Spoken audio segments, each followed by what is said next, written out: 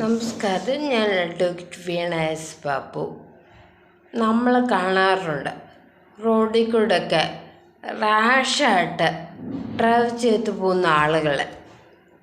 സർക്കാരിനൊരു ബാധ്യതയുണ്ട്, ജനങ്ങളുടെ ജീവനും സ്വത്തും സംരക്ഷിക്കുക എന്നുള്ളത്. അപ്പോൾ പൊതുനിരത്തിലൂടെ അത് ഹൈവേ തൊട്ട് സ്റ്റേറ്റിലുള്ള സ്മോൾ റോഡ്സ് ഗവൺമെൻറ്റിൻ്റെ അധീനതയിലുള്ളതായിരിക്കണം എന്നുണ്ട്. ആ റോഡുകളിൽ കൂടെ റാഷായിട്ട് നെഗ്ലിജൻ്റ് ഡ്രൈവ് ചെയ്തത് കുറ്റകരമാണ്. ഈ കുറ്റത്തിന് നമ്മുടെ BNSലെ സെക്ഷൻ 281 പണിഷ്മെൻറ്റിനെ കുറിച്ച് പറഞ്ഞിട്ടുണ്ട്. 6 മാസം വരെ തടവോ 1000 രൂപ പിഴയോ രണ്ടും കൂടെ ലഭിക്കാവുന്ന കുറ്റമാണിത്.